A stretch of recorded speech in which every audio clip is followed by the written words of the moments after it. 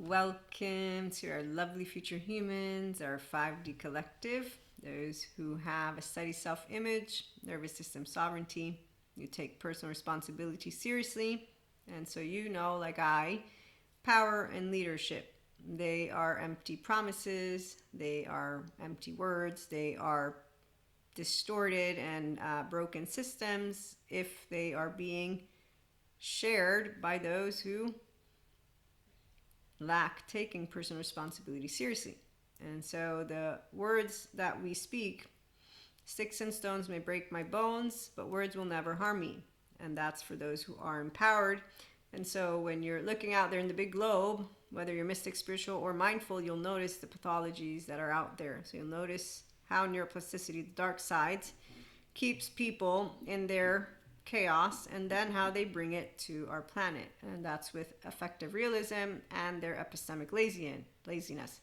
And before we continue, if you're new, you don't know this, but there is a lovely store, PayHip, and there are journal prompts and mindset practices for those of you who are embodying self-leadership at this time. So you do have nervous system sovereignty and a steady self-image, and there isn't a good group and a bad group in the way of evil, Knievel, medieval, and spiritual and somatic bypassers.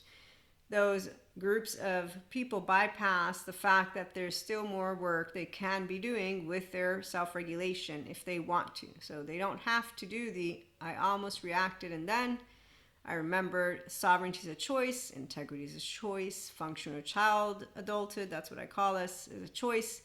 Okay, so as long as there will be people who prefer to have a specific rigid dynamic in their brain, it's not for us to do anything about. So functional child adults, those who instead remain with fragmented stuff going on, any unhealed, you got groupies going on.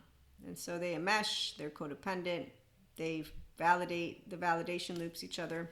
They will typically be reactive to new information, and they will also not be expansive. They don't enjoy being curious about new knowledge and new scientist discoveries. And the spiritual ones that take offense or think that science can somehow like prove God isn't real, it's like, okay, seriously.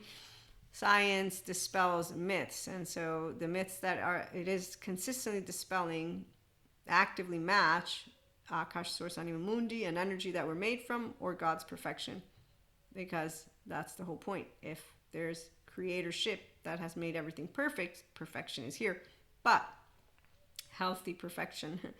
So that means that you grow more flexible, and you understand that in our lovely globe, as well as our lovely human species history, there's a multitude of elements that take place. So you're a complex system and I'm a complex system. With personal responsibility, we don't make empty promises because we don't make empty words.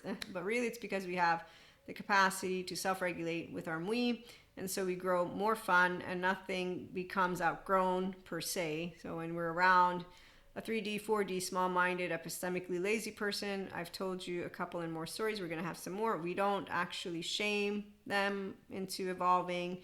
We don't blame them for their bad habits. We don't actually have any kind of revenge, shame, blame, fault. And so that's from 1 to 1 to 10 to 20 to 30 to 50. When we look to leadership, the real leaders are love-based. They create more leaders, those who create more steady selves. The fear-based leaders continue, in fact, to model epistemic laziness, mass tactics, and mass words and divisiveness based on the monster and the good and evil. They play with groups and the charges. And so we will very easily spot those who are fear-based leaders who create followers, because they're not creating people who are going to get out of the desert. They're actually going to isolate, because that's what happens when people like the flat earthers grow rigid, obtuse, disconnected from reality. And with the spiritual bypassers, it's basically them not accepting that all the words from all of our ancestors, spiritual stories, they all come together. They don't like, I'm going to be using some cards while we talk. They don't like this, bringing it all in. And so the whole, your vibe doesn't matter. Your vibe matters in the sense that if you are bringing to the earth chaos and dysregulation, you are actually living a very poor life because you're suffering it. And so self-loathing, gut wrench, torn apart, and any grandiosity and any performer, it's a sad story of a human, which is why they can only create followers, because they use a whip and they use that which are fake selves to continue with their maladaptive patterns of behavior. So they're unhealthy self-soothing mechanisms. So it's not something we look at and think, wow, we're so afraid of you. It's okay. There's enough people out there who know what's going on, and they are smart to know how to make that which is the future best, because we don't give up. Like the smart economists are going to get together, and we don't have very bad ways of predicting the future. Survivorship bias, they don't know how to predict future events because they're still using ancient history, and they're epistemically lazy, so they don't even learn new stuff. Okay, so whenever you're hearing any of ancient predictions, it's very interesting because they really don't know what free will or Planck or this is for mystic spiritual. But I digress because I don't want to talk about that one right now. What I wanted to talk about was how a caregiver's trauma can impact a child's development. And that's only some of that which is in this lovely infographic by NICABM. And it starts with the mother releases cortisol, baby absorbs cortisol through placenta, can impact baby's HPA axis, central nervous system, limbic system, autonomic nervous system. The caregiver struggles to regulate. Attachment relationship between caregiver and child may be strained, can impact child's development of a core sense of self. And so here's where the difference, our 5D collective, we have our sense of self, it's whole. And so with it, we live a life of meaning and connection beyond the solo self. So you're not making empty promises when you're speaking from a yes, that is ventral vagal, and a no, that's authentic. And it's not wavering because you know what you're speaking. When someone doesn't have nervous system regulation, so personal responsibility is not something they're choosing, they still have adaptive child leading the way, which is the losing adaptive child, adolescent. They're not an adolescent essence. It's like a teenager. I call them teenagers because that's when I began dealing with stupid egos. Now I'm a grown woman, and when I get explained how to handle an emotionally mature person, like I'm already doing that, thank you so much, and I'm not outgrowing any of them. I'm learning how to breathe and remind myself. Demonic forces, benevolent forces, darkness, yeah, that's bullshit. What is it? Allowing myself to shine a light on a deeper meaning of life. Yes, life's purpose is here. Those who struggle with it, they don't really enjoy being around those of us who have it easy. That's the words that come out of their mouth. So we like to let them know, yes, we have it easy because we feel life with stillness. And then we could help. They don't want help because they don't want therapy. They don't need therapy. So it's really sad when someone doesn't get their emotional body back online because they don't notice that they're rejecting the very thing that would help them. But they deny all of what I'm reading to, by the way. As you heard from one of the episodes, I had the ability to wiggle my way in, but that's because I don't judge my friends' past experiences as good or bad. It's actually sad that they had a God complex narcissist therapist. And now they have a bunch more people who keep getting these types of therapists. And I'm thinking I need to get into a community of therapists somewhere and say, look, how do we resolve this? I mean, I can try and stand up for you, but I'm the mystic spiritual one day, and I get shitted on all the time by a bunch of different groups. Like, I don't really know what to, no, I know how to try to talk. I did. But you're not going to convince them. It's like with the environment. Studies show that people who are convinced that the environment is not in danger, you presented them studies that say the opposite, their mind don't budge. Same thing goes with the opposite team. There's your 14-month-old, your amygdala. So people who are stubborn in ways that are illogical, I know who they are. I'm not stubborn in a way that I'm illogical. I'll get charged, I'll notice it, I'll be quiet, I'll talk, I'll interact, I'll still take in information because I'm used to it. That's because I like to learn things, and I'm okay with getting charged and then calming down. And Neapolitan heritage here, so we get all passionate, so I'm just used to the...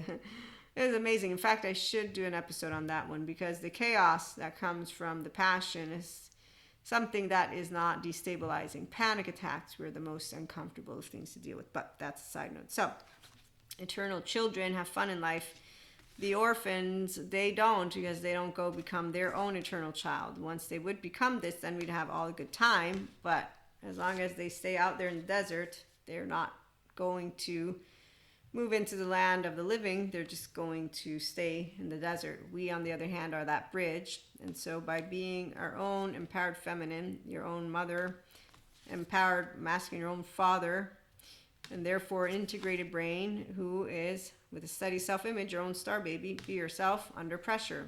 I almost reacted, and then I remembered sovereignty is a choice, integrity is a choice, and how do we bring forth knowledge and wisdom and encourage comfort, strength, and support like God wants us to, and then as scientists and smart academics will, the wisdom ones, the ones who don't make you one team or another team, but who do their best to know, okay, let me try entertaining you, but let me try giving you the data, and let me let you know we have always more than one side. But if you're looking for a person to blame, shame, fault, or revenge, that's called an adaptive child part losing strategy. Still got a core wound around something. Is it the God complex narcissist therapist that you highlighted, put on a pedestal, and then they completely failed you miserably, and there you go, and now everybody's unlearning shit, because that's what happens after the great disappointment, unlearning. I'm like, okay, it's almost like when I heard Sadhguru, I don't learn things. Okay, yes you do. As he's being interviewed by some smart academic, he's like, Sadhguru, you know shit, you're not unlearned. But he was trying to say that he remains a clear vessel, because I speak all the languages between the spiritual to the mystic to the science. And I'm like, okay, come on, Sadhguru, they're not trying to go against you, they're trying to say you're smart. It's like someone saying I'm not courageous because they don't feel it. As Chandler mentioned this, and I was like, that's a person who could still do some personal growth, because yeah, you're brave. All of us have a level of bravedom. When I say the cowards, I'm just pissed at the ones who are leaving themselves to rot inside their body, because they all can have that kingdom of God that God gave us. So I'm just upset at people who hurt, because it makes me angry, but not because of them being something evil. No, because they could become children, and then they can come and play with us. And our world would be perfect. It would finally reach perfect. And we'll get there, by the way, might I add, thanks to the scientists who dispel myths and then allow us epistemically curious, disciplined, and diligent ones to say, hey there, we have two sides to every coin, but there's a third. There's a third that looks from here and says, no, we're not above, but you're charged. Let's bring it all in, close, let's pray. God, and he listens to our prayers. And I told him about Cain and Abel. I said, you could have just give it to both. Like, you didn't have to do it that way. That if you want to learn about my relationship with God from my Christian Catholic catechist, the upbringing, a little bit about me, and then also about when I move into becoming a mystic in the book, The Ways to God. I'm a co-author. There's another 9 spiritual authors. So you would hear different stories from different spiritual ones. So the ones who get to this dead end, who stay in the past, I mean, really, they're not fascinating, and they're not monstrous, and they're not bad energy. They're simply people who got given the short end of the stick, and their village gave them an empty room. Wait for it. And in that empty room is their inner critic and outer critic, so they're not going to look at that and build a beautiful castle. Nope, they're going to build a shitty one. And their box, let's see, what do we got? Their box, this depends. I'm just called to show these to you.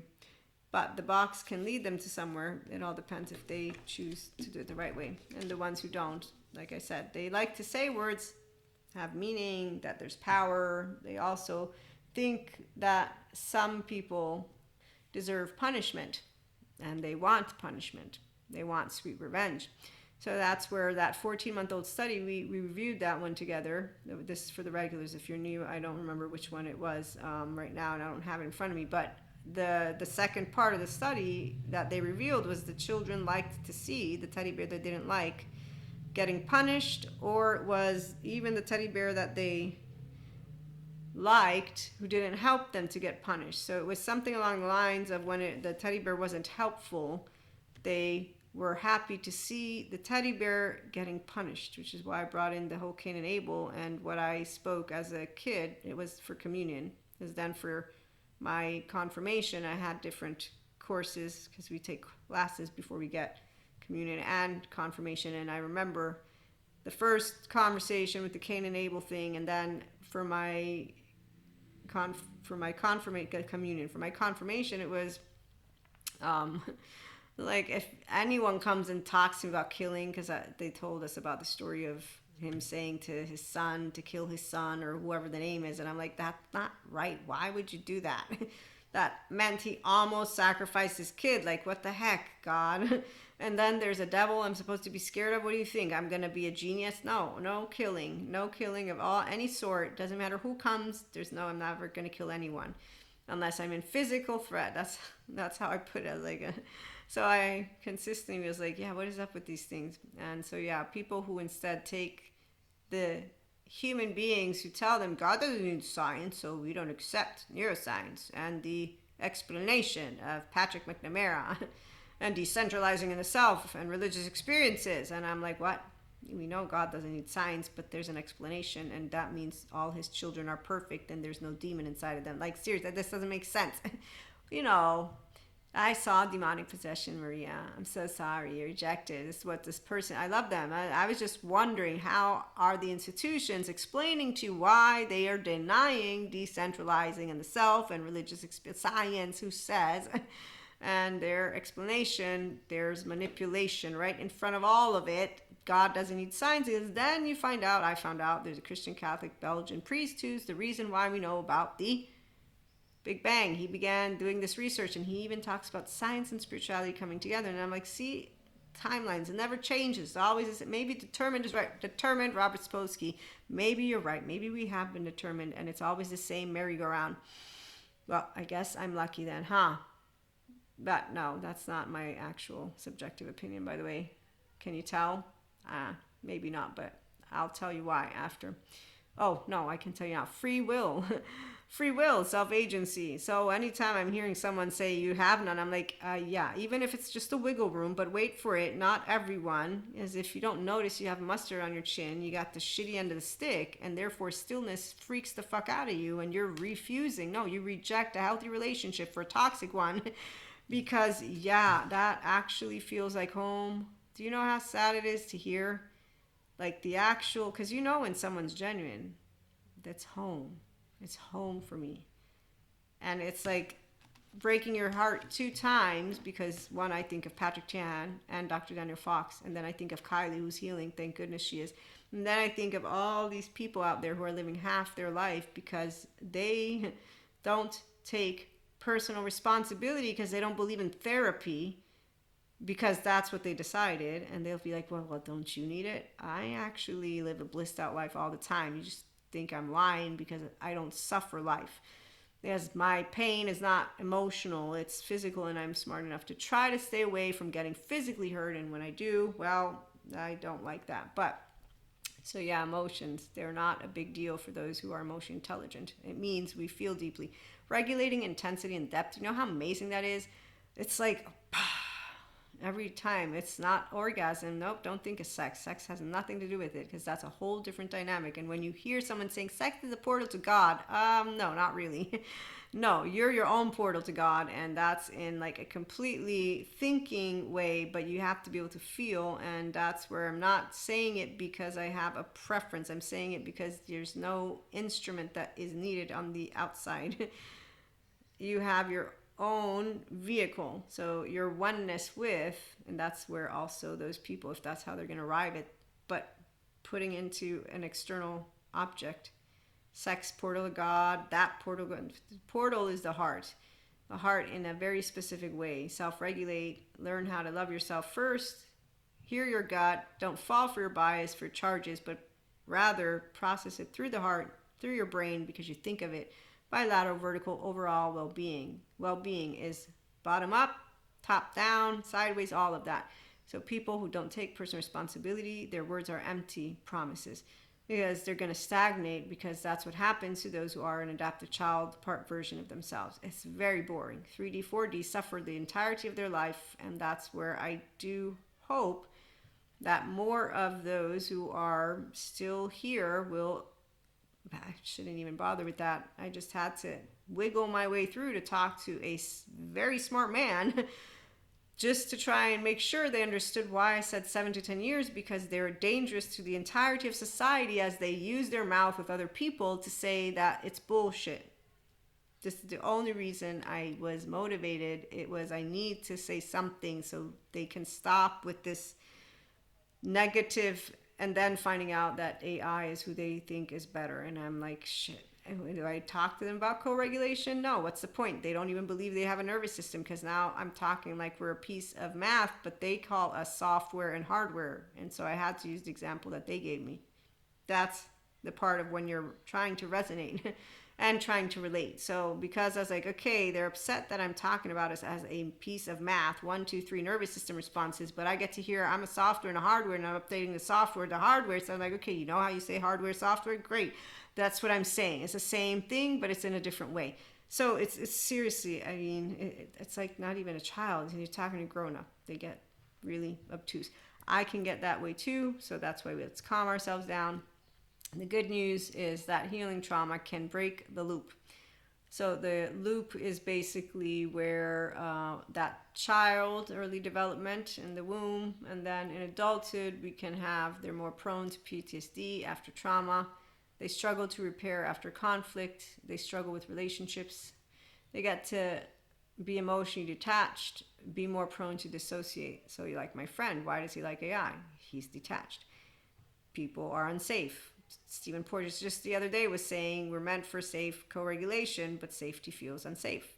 And that's a merry-go-round. So once again, my eyes and my ears spot all of the groups of our loved ones out there in the world who are not powerful and they're not leadership, but you better fucking be sure that they're following around those fake leaders and those fake powerful people, because they share one thing in common: the chaos and dysregulation, the mannerisms, the survivorship bias, and their entirety has a good group and a bad group, and it's based on their likes and dislikes, which is where their 14 months old are. So the ones who say, yeah, I have one too. I like the smart group of people. I don't like the dumb group of people, but the dumb group of people were given a short end. Thanks God, he's chiming in and telling me not to call you all dumb. And that's when it's like, fine, okay. So in the desert you are, let me come pick you up like I'm supposed to be. And there you go. Now that I've picked you up, and now that we are back in relationships, this has happened more than once, I get to reiterate my healthy boundaries, and then I get to continue with my life, and there you go. And that's really not satisfying, because now you've accepted what? Well, you have to accept defeat. Emotionally immature people, again, they love to use words. They love to think they have power, leadership. They know who's leadership. They know who's power. They know this. They know that. And then you notice the one thing they all have in common. My God, they're not fun to be around. Okay, so without your personal responsibility, which you can't tell them because they don't believe in nervous system regulation, what do you want me to do about it? Nothing. And you don't do, I'm healing a trauma dump, because that's actually another side of the coin. So guess what I just did for about 23 minutes? Gave you some tidbits, and then what? I shared with you my charges and my frustrations. That's because that's how it feels. It's not tiresome to have to deal with them. It's mind-numbing from an intellectual perspective. It's heartbreaking from a heart perspective. As for the gut, it's not irritating because you can't make someone look themselves in the mirror, because you can't shame out of someone, and then you feel really, really sad that you can't even hug them well enough because their self-loathing, gut-wrench, torn apart is in the midline. So you don't mean shit to them, by the way. That's exactly the conclusion. You will not mean something to another person. For as much as I want to share with you all, you do. No, self-aware, accountable, regulating, emotionally mature people don't mean anything to people who make empty promises, because they don't mean anything to themselves. They will not really have the room for you in their heart. They will have room for what they like and don't like. And I'm not trying to bring in a negative spin on it, but I am going to continue this with a story, because this is the part of where it doesn't break your heart in a way of thinking, oh my God, let me pity you. You have free will. You've been determined. You don't want to learn shit. You prefer your groupies. You continue to think you know better than anyone else on the face of this planet, not noticing your lack of objectivity and the lack of complete honesty with yourself, where you're not picking up new information. The ones who regurgitate it to me but are in toxic relationships, let's not even go there. And so when I'm seeing weak people who I know could become strong because they could go heal with the appropriate therapist who will keep them there for however long it takes if they were committed to themselves, Now I have a person who knows how to be a full promise because they committed to this and they don't actually look for life's purpose outside and objects. So The Ways to God, that book, it's amazing because we all have different ways, but we all said the same thing. It's from here. And the here is you as a whole person. Integrated brain, nervous system sovereignty. It's really that straightforward, but no, it's not easy for the ones whose neuroception has them refusing supplements. But you know what's easy? Wait a minute, what's the song? All you need is love, boom, boom, boom. All you need is love, the Beatles one, right? There's nothing you can do that can't be done. Nothing you can say that can't be said or unsaid or whatever. And then it's all it takes for you to be yourself. Yes, the most amazing and beautiful of songs, and that's all it takes. But the person who I'm talking about, meaning people, they need to actually do the work. And as Patrick Tan points out, it's scary as shit, because the first day in that therapist's office, you're in a fetal position. And that is the courage. So I will always say, I'll hang out with the ones who say, I don't like you, Maria, because you forgive everyone. And we don't like you because all these people who are parents, whatever it is that their angle, I'll say, I understand. I'm not there because I didn't go through your experience. I understand. I can only understand your words. I can't understand how you feel. No, like you, though, might not understand. No, you don't understand me either. So it goes both ways. Perception. I can understand those who would want to say, I don't forgive. I can understand myself and why I can't forgive. And then I'm going to say, I made a promise. Also, I have a higher self in the lead. God, all of it, a bunch of things. But above all, are you going to hold a grudge for the rest of your life when you actually have in your left mode the understanding of what it means for someone to dysregulate, not know any difference? Yes, they have the opportunity of therapy.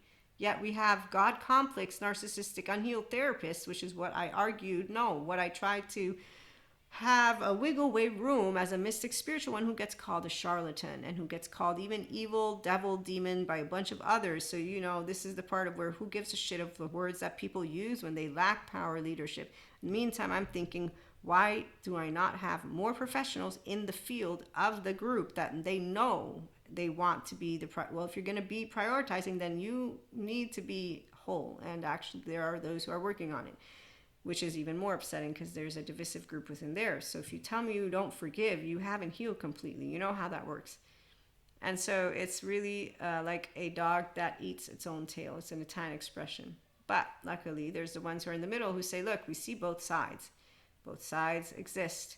Yes, subjective reality, effective realism, and if you're epistemically disciplined, curious, and diligent, and you get over your effective realism, then you're going to start seeing clearly. Now you got power. Now you got leadership. Now get rid of any charge that distorts your message, the point of making it ineffective. I'm still working on mine. Teenager. And do know, even when you make it effective, it doesn't matter because you're always going to have someone who says you're shaming, blaming, faltering, avenging. I don't like what you say. You are wrong, and I want the people that did me dirty to pay.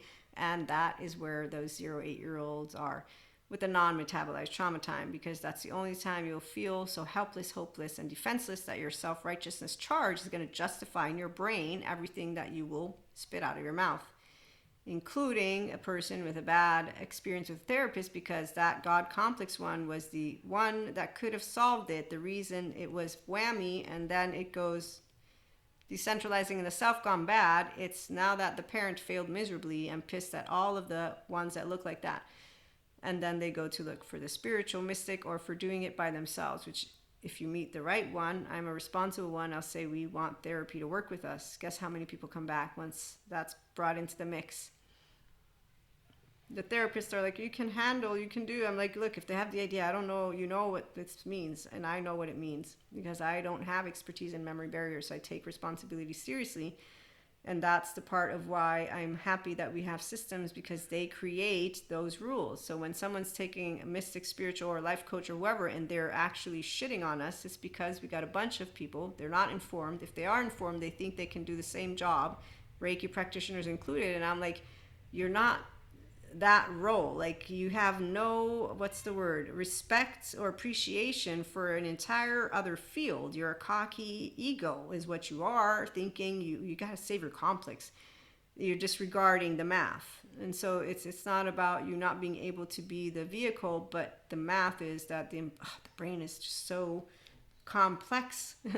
I'll never forget my course with Dr. Daniel Siegel as he's talking about how amazing it is to meet neuroscientists, and I understood why once I actually took the class, and I was like, wow, yeah. But then you meet some neuroscientists who think that we don't have self-agency, and that's a whole other topic. But wait for it, because I'm looking for something I was going to read to you all. Here it is. Okay, so we have lovely Robert Sapolsky, The Brain, and it's complex, amazing way. And so when you take courses, IPNB is a good one, interpersonal neurobiology. I still need to finish it, but it tells you from the beginning of the brain to and it's he used a word for it, where you bring more than one subject matter together. So it's not its own subject matter, it brings a number of subject matters together. And there's another book that I have, a sociology one, that talks about how the future is consilience, bringing more than one or multi, whatever the word is. So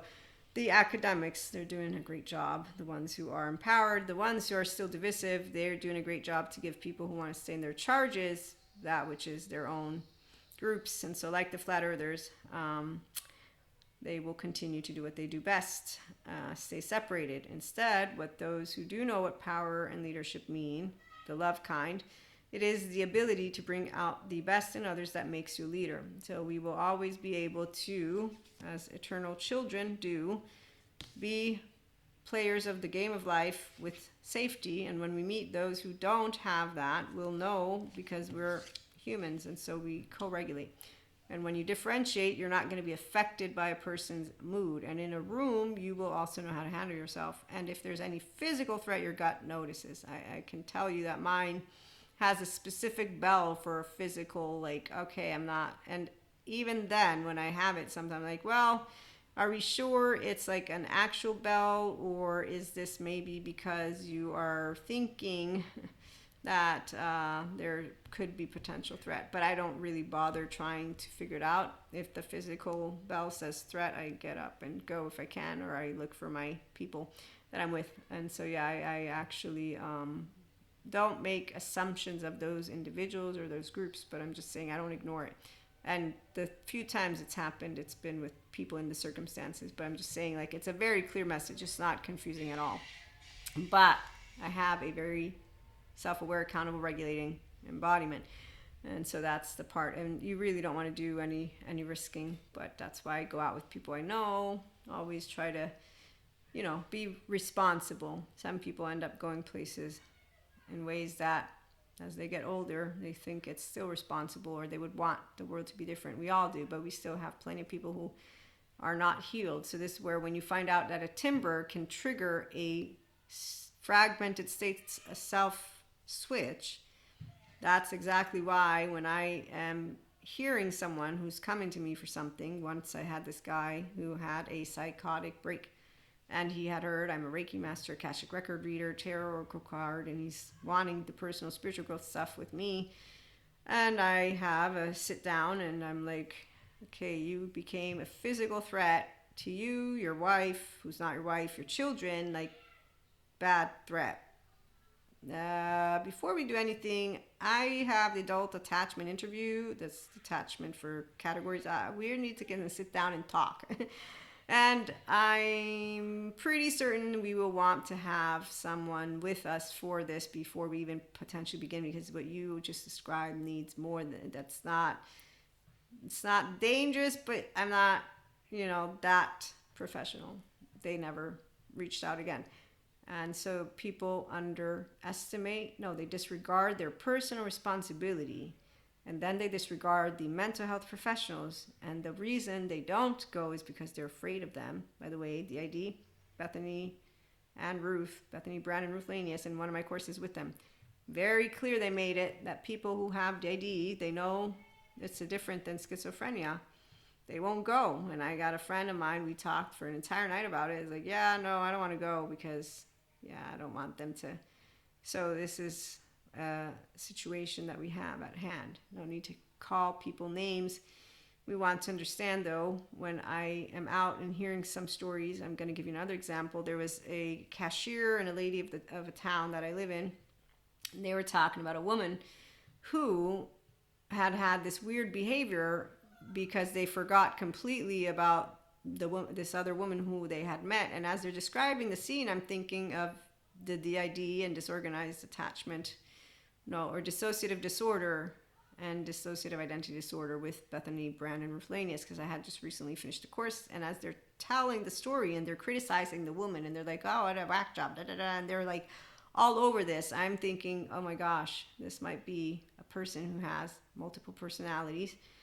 And then there's actually another person, I remember they brought that one up. So I don't think anything of people who want to make jokes and make humor. I understand we want to laugh. So the people who are more sensitive, I understand that too. But the people who think it's bullshit and want to give me a demon story or some other, they're doing it on purpose. The ones who are continuing with that narrative, that is actually part of a problem, because you want to make jokes. Okay, we can handle jokes.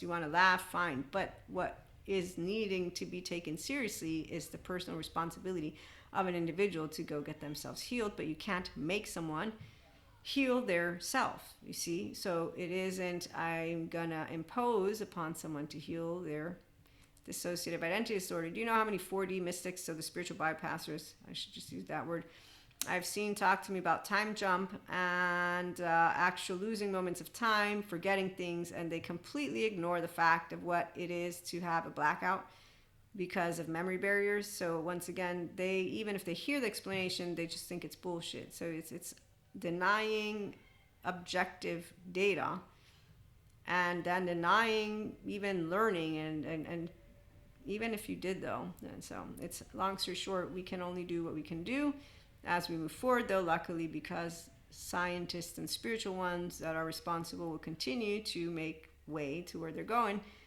At least those groups of people, it's not about giving anyone a pass, it's about taking things seriously, doing what you can. Obviously, when you can't do anything, those who have self-loathing, gut wrenched, torn apart, they will eventually hit rock bottom, but that's not because we made them. And so the part of harboring resentment and grudges and having teams, it doesn't help anyone. The forgiving, yes, our ancestors, they had ignorance. We started with sticks and stones. We started with wheels. We started in a very specific ignorant manner. Now that we're growing more conscious, we're aware of things. And when people are giving you their story because they have effective realism attached to it, the charge, the likes and dislikes, besides their own story, it's like, okay, you don't know how to discern. You don't know how to actually come in and have a good conversation on it. You're still creating a good team and a bad team. The ones who enjoy that are the ones who are led by their 14-month-old, their amygdala. They want the bad team to be punished because they feel they deserve it. While those who are emotionally intelligent, everyone deserves love. Not everybody wants love because they are afraid of it because they got the short end of the stick. Do you actually, with the left mode, you realizing this, you say, oh my fucking Lord, that's sad beyond but Jesus of me. Wow, how do we help all of them? Oh, you can't. Some don't want themselves. Oh, okay. So fear wins. No, we need fear. They don't win. They get to be dysregulated, hit rock bottom, wither away like Dorian Gray. You get to see a sad story. You get to, as for the bigger picture, again, the only ones who are exaggerating are the ones with the humans are evil kind of deal. Instead of, no, we're intelligent and loving and kind. And truth is, objective scientists and pseudoscience people will know what objective means. As we're not buffooned by manipulators who are using a charge. We're irritated by them. Every time they come around my corner, I'm like, shit, there's another one, damn it. And that's because I'm thinking of people who are like, my therapist talked to me about young, mine, and this is this and this. I do it by myself. Okay, sure, you know what? I'm sure that you are just as brilliant as that anthropologist over there. Okay, I think you get the drift. Your frontal cortex, thank you, Robert Sapolsky, is the part of your brain that is the freest from genetic influences because it is still being sculpted by the environment and experiences a quarter century after your birth. While the rest of the brain has been sculpted by 2 to 3 years worth of experience. And he's talking about the 0-1 attached panicky, which the right mode of the brain in the first year of life is online. By the second year, the left comes online, and that's your verbal center. And so people who actually are bilaterally, vertically, and overall integrated, we use the bright sides of neuroplasticity. And so here's where neuroplasticity, what is it? It's the brain's lifelong ability to reorganize its structure, functions, and connections in response to learning, experience, or injury. It allows neurons, nerve cells, to form new pathways or strengthen, weaken existing ones based on activity. So here's another one for you. There's a police officer that got forced by his wife to go to therapy because he was becoming something, what's the word? That the wife is like, we can't handle you. You're like a control freak. His way of being able to strategize or whatever it is as a police officer worked wonders at home. It was just shit. The therapist I learned from and that gave us the case study was with one of NICABM's courses, and her name is Jessica. I forget her last name right now. I'll find it. But I've mentioned it in other courses before. And she's having a conversation with him. He's like, look, we're gonna create new neural pathways. The ones that you're been using are going to get weakened, but they're not going to go away. So it's like someone who's afraid of them losing the capacity to defend. You don't lose that.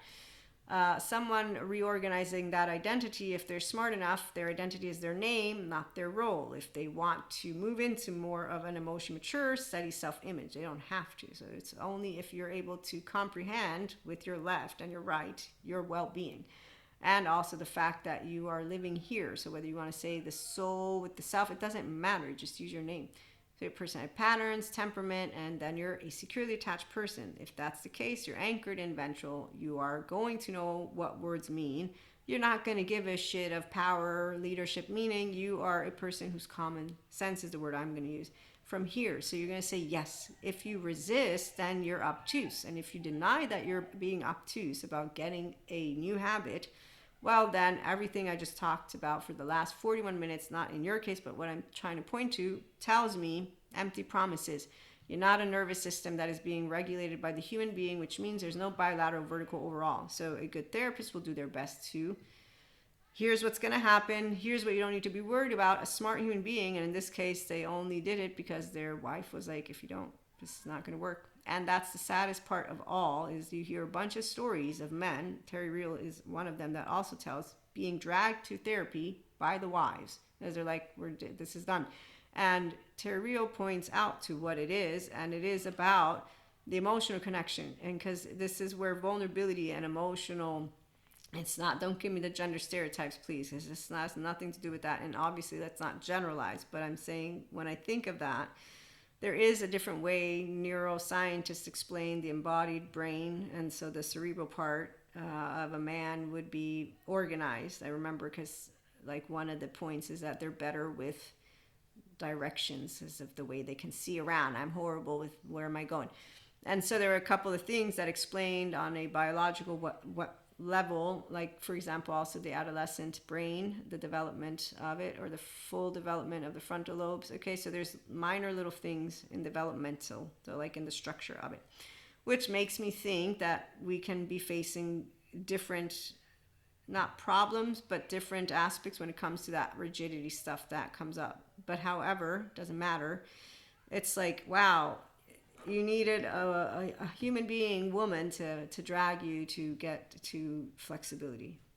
So it's just something I think, like, you want to use the word smart, yet you don't notice when you're being obtuse in ways that are unreasonable. Well, I don't think that word should be used by you then, as I can recognize when I'm being stubborn, and then I can also continue talking about it, and then I continue expanding, and I can continue reason. Where's the smarts? Where's the wisdom? Where's the intelligence?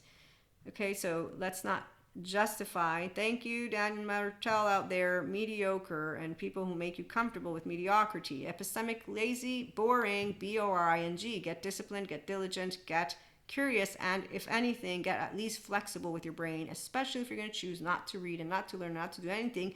Learn how to notice yourself, because we got a 3-year-old in the room. So this is where if you have self-awareness, accountability, regulation, you're going to expand and have a good time. As you all have an ego like I do, a 3-year-old, and then you got a self. If, on the other hand, we got something that's problematic, it's healable, and it's not a monster that needs to be called out or evil or any of that. It's simply someone who's out in the desert. They just might not want that hand to get over the bridge. And so when you meet those who are lovers, that's because we get to rise to our optimized be yourself version. It's not because of a twin flame in the sense of a counterpart. You choose for yourself. If you want to be your worst enemy, the siren, then you're going to wither away like Dorian Gray does. Unhealthy self-soothing mechanism. So when someone, our 4D community, calls energy vampires, dark auras, and labels human beings with words and names of stories from our ancestors, it's like, stop. And when someone has some information but not all, and they say emotions are contagious, okay, I know I don't know everything, but no, it's not emotions. It's we're nervous systems. We co-regulate automatically. We have a MWI, thanks Dr. Dennis Siegel, or it's a biosphere, thank you, Terreal. And if you don't know how to self-regulate in the moment and notice yourself, guess what happens? You're rubbing off on each other because your nervous systems are of our species. So it's really amazing to know we have co-regulation and self-regulation. And so when someone tells me AI is better than a therapist because they had a bad experience, you're an ignorant person who had a reaction because you had a bad experience. It's like if I had decided to taint all my flights, because I've had some flights that have gone where my baggage got lost, with I'm going to freak out every time I go on a flight. I'm going to be super over addicted with making sure over whatever compulsive that I won't send it out, okay, to give an exaggerated example. The point is you make a generalized statement and then it always becomes that, which is what you see certain groups of people doing. And it doesn't matter if it's only with 5 things. Allowing yourself to use micro habits every day matters. So if you're going to support your mediocre behavior and that micro habit of stubbornness in this way, well, then you've made your choice. All it's going to take is time for you to become that, which is my book, a donkey, like my facade friend, and stagnating. And I'm 46, so I mean, at the end of the day, does it matter? It doesn't, because the younger generation, luckily, have all the smarts out there. So what I'm trying to say is, when it comes to power, you have it within you, leadership within you. When you meet people without personal responsibility, they have none within themselves, they're emotionally mature, they make empty promises because they are empty, because eventually they're going to continue with that which is self-loathing, gut-wrench, torn apart, and their child parts don't get to see the light of day. So we get to meet their 5 faces, or however many faces they have, their fake personas. We get to meet their behavior. We get to meet them as they behave, the way that they behave best when they're around a crowd, thanks to enmeshing and codependency and a bunch of shit that's like, that's not fascinating. I'm not meeting you. I'm meeting whatever it is, this distorted version of you. But hey, you can't talk sense to the flat earthers, can you? The point is, you can't talk sense to those who lack a steady self-image. They're using the dark sides of neuroplasticity.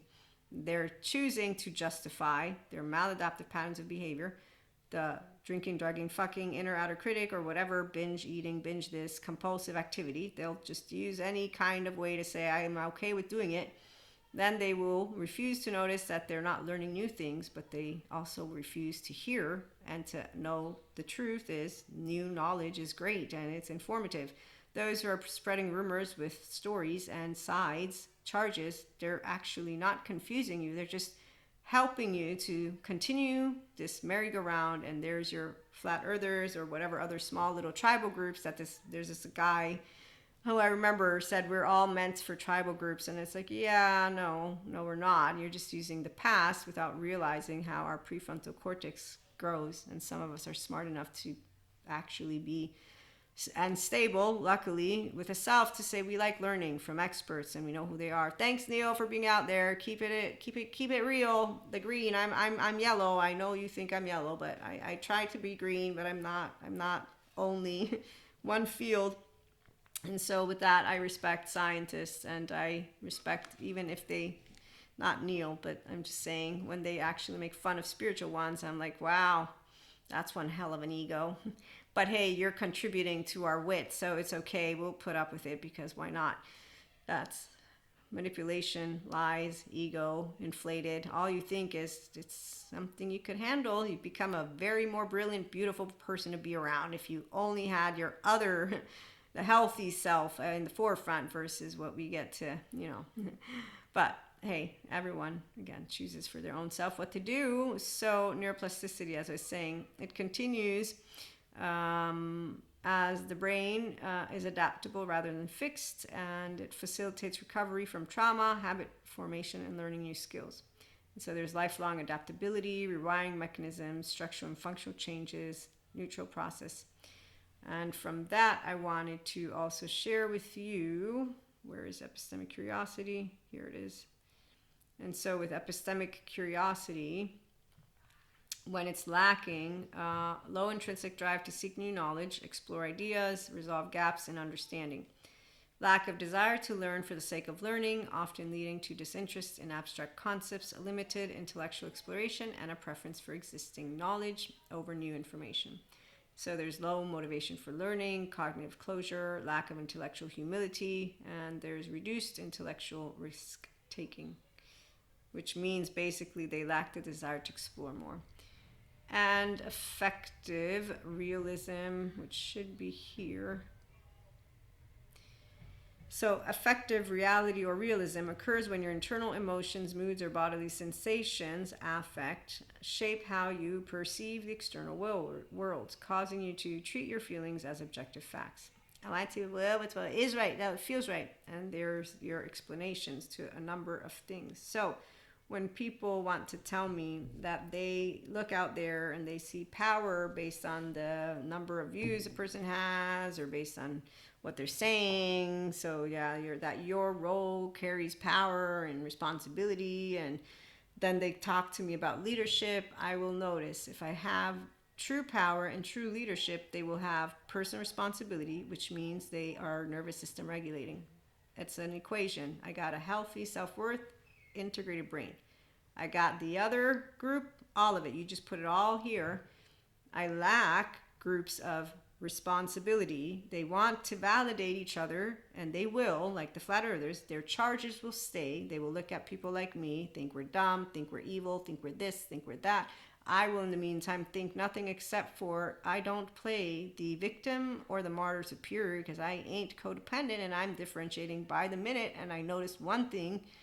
You all seem to think you know everything, but really you're reactive to a human being informing all humanity that our brothers and sisters are perfect, just like God made us, that they can access their soul if they wanted, because the soul is the same, that actually they could use their brain. It's not wishful, hopeful thinking. No, I know how many times I've been to the desert and back and offered a bridge to that which is wholeness, and how many times it's been rejected, not by me. And like my facade friend said, Maria, seems you think you know what the right choice is. And I said, yes, I do know. It's called love. The fact that you will feel that you lost your home when that home was chaos, full of dysregulation, and you sincerely feel it from your heart as you speak those words to a human being who knows what attachment trauma educators taught me, you don't do. I'm so happy that there's all this suffering going on in this group. You don't think, let me now lick my mustache out of happiness because I look to the past and see how the fuck miserable you're doing, which is why I get all pissy, because there's a bunch of people out there who want to say they know what love is, and they are just waiting for that moment to strike, to look at someone that they will also have said, by the way, that they love, and in this way feel vindicated, I think is the word. And in the meantime, I'm thinking none of any of it. I'm bringing the example because these individuals could do well to take their personal responsibility to a therapist, get whole, learn what love is, figure out what a relationship is, and that means with all people, and then to stop actually having shit go down in here and bringing their chaos into the world, and actually then it's even bigger, right? So we have so many of these different shadow parts of people going on outside with their non-metabolized trauma time, and whether it's intimate loving relationships or it's one group or another group, it's all the same. So wanting revenge, wanting punishment for something that you will, with this is that self-righteous unhealed emotion, and it's like nothing was taken away from you. Like you physically still have life, you physically can breathe, and you used the word love. You had expectations. Okay, so when instead you're a person who is, again, emotionally mature, and you're aware, and you go picking people out from the desert, because that's what happens to us, as we're all people who know people, and then you understand what's going on, you don't think sweet revenge is mine. I actually think nothing except for, wow, thanks Dr. Daniel Fox for your explanation. It's really sad to meet the ones who don't come to you, because all I can say is, part of me is like, maybe it's a good thing.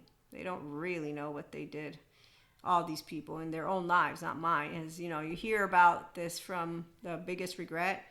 Well, I mean, obviously for some people it's only about, and I say it this way because I'm like, wow, do you not have any intellectual interests or job? I mean, are you not motivated by something besides just one human being? Like my facade friend, I'm like, you'd think that you'd have some kind of, I don't know, passion for subject matter. One human being, what happens when they pass? You don't have anything else. Like, it's not about putting all one basket, you know, the eggs. It's just like you're a person. You should have a brain that likes to explore more than just one thing. But we all have that one attachment figure. But also there's different soul age groups, might I add. So in the case of my lovely facade friend, he learned what real love is by actually compromising, yes. But that's also because he's a coward. As the last conversation we had, where he was still basically in a desert, and he's telling me why men are clowns. And I was trying not to generalize or do the stereotype, but my women friends were having all these issues with men who would just leave them hanging instead of saying, we just want to fuck buddy for that's it. And my friend's like, yeah, we don't like to say that. I'm like, are there any ones who realize we're not the lunatics? Because you being mixed signals, not saying shit and becoming like really, like, of course, at one point I'm like, what the fuck's going on, you know? But I'm not going to break down in a way of actually thinking I'm not worthy. This is going to be very, very saddening. And no, we don't put grief on a pedestal or pain. What do you learn from pain? That I can regulate my nervous system like the champ of my champ, and that panic attacks are worse than any kind of heartbreak. Is really, it's not, let's keep a relationship. So when someone feels more comfortable bringing chaos to that which is a desert, which by the way, Dr. Anna Fox, I love it, but it's not really a desert, but I get it, because for them, it's boring. Enlightenment is boring for people who need to be instigated from within, because I'm sorry, I shouldn't laugh. Hey, Stephen Porges, I know you just told me that they don't like the stillness stuff, but they could come to you. Okay, so this is me trying to let you all know when someone, and more than just someone, explain to you why we got shit going on out there. You don't think, oh my God, sweet revenge. You think, what the fuck? No. They all can be healed. Thanks, God. They can be healed. They don't need us. They don't need the spiritual ones. The scientists got it all figured out. But I want to say, can I say? So that's how I talk to God, by the way. And he's like, it's fine. He really, he's very comforting and he's supportive. And then when he wants to make sure I hear him, he does these things. That's amazing. I'm not even joking. The other day he did this thing. I was like, okay, I got it. Fine. I'll work harder because, you know, sometimes you get really relaxed in your habits. Yeah, I'm relaxed with you all, my community. That's who I'm talking to right now, especially the ones of you who are hearing me, because the ones of you on YouTube are a little bit newer. But I got podcast listeners from, I forget what year it is I opened up the podcast. So, okay. With that being said, he's discerning equanimous love. Again, The Ways to God is the book that on the 14 pages that you get to learn a little bit more about me. And then this Mystic Mentor does offer one-to-one, but I like to let you know the journal prompts and mindset practices so you can do stuff on your own. It's on PayHip. But yeah, it's when you find that people don't realize, like my facade friend or others, that they are, they didn't know what love was to begin with, and they still don't because they don't have stillness. It's not about yoga. You don't have to do yoga. It's about your ventral vagal nervous system and ventral vagal toning. And before you can even do that, the smart scientist will tell you, before you can get to restorative, we need to get out of dysregulated, then we need to be able to notice modulated, then you need to be able to notice how to say a no and a yes from your ventral vagal, and then you need to keep practicing it. And when in your courses you have people say, then we have to be modulated, you're like, what? No. And the experts go, scared like a ghost, like Casper's ghost, and you know why? And then you hear the validating group who don't appreciate the experts who inform them of how integration works too. So when you see people, this is my teenager now, she's in the room, they interrupt class time for their stupid shit, like in college, and now they wasted my time. But then I'm like, sorry, hey God, yeah, I got it. Everybody has the right to talk. Okay, sure, but they're wasting our time. We only have 24 hours, and then I have to go to sleep again. And that's how it feels. Every day is a new day in a way that is amazing. So I thought I was mature for walking away, but I've realized it's actually an inability to cope. Thank you. This is a self-improvement day subreddit question. I haven't answered it yet, but at the bottom it says, has anyone else had this fake maturity realization? How do you actually start learning to stay and deal with things when you Your very instinct is to bolt. Yes, therapy. Go to therapy. Get earned secure attachment. I'm not going to answer this one, or maybe I should. I don't know. Anyways, I've noticed people go to communities with their peers, like my adolescent friends. They diss me asking for homework, and they still follow comedians who also make fun of people like me. And in the meantime, FYI, when people make fun of me because I'm a dork or I'm a whatever it is, all the words in the book, I'm working with you all right now. Is that what I realize is I'm still so fucking pissed at all those kids, and I didn't really work through that one. So like every time I'm thinking of 3D 4D and their epistemic laziness, they're fucking bullshit, not powerful or leader material, but they're pathological ones, then I'm like, but they're all victims of the same household. So they actually, like Diego's family, when you watch Ice Age, they have fun triggering each other. They have actual fun playing let me see, can I find my friend? So my facade friend, when I'm asking him about this clown shit, I'm like, so you're basically saying that you get to talk about women as psycho bitches, because they were all these men calling my girlfriends psycho bitches because they're like freaking out at them in ways that are, and I'm like, but you're telling me that instead of presenting the truth, it's stringing along so we can get tired of it. Yeah, well, we don't want to be assholes. We'd rather be clowns or called like, cowards, babies, whatever, but just not an asshole. I'm like, I'd rather be an asshole. I will rather be an asshole than be a coward, because I would not be able to sleep well. I can make a mistake. I can say I'm sorry. And the thing about words. So here's where distortion happens every single step of the way when you're talking to people who are not healed. And so they wear a mask because they're talking over you while you talk, like my facade friend, and they're unseen. Their child parts are in the way. No, they're not in the way. They're coming up. They're shadow. And so they can twist every bit of what you're speaking, which is why it doesn't matter how effective of a communicator you are. You have your higher self. They don't. You have your oneness. They don't. You have an open heart. They don't. If you're in a cave, if you're looking towards the entrance or towards the exit, they're actually waiting for the mountain so that they can go. And the Billy Joel song, in the middle of the night, I've been walking, right? That one, in the na. So they end up getting lost in their river. They get tired. Eventually they get to the ocean. That's after a long journey, and we don't know how that looks. So it could be where they reach the end of their days and they still won't know the truth, but that's why the other Soul Age troops gave me answers to that one. But as for the scientists, the answers are they chose to disregard getting themselves healed, so they wear masks. And their performance is an act, so they don't hear what you're saying. So fake maturity, it's called you don't have secure attachment, and your nervous system likes its comfort zone. And like Dr. Daniel Fox points, the comfort zone and what the nervous system wants is predictability will be your unhealth. So when you listen to a woman saying, women, gather around when they fuck you, remember, don't think it. And all these women who pay billions or however fuck she's going to raise her prices. Wedding bells, I think, wow, no, you're trash. I learned that from teenage boys and girls who were ignorant already when I was a teenager, because I was like, yes, I know what my church taught me and all that, but they seem to be stuck in time for some odd reason. They don't like what, I don't know, now I know. Cognitive dissonance and what's that other word? There's another word for it, not that one. But there's lack of integration is how I'm going to bring it to you.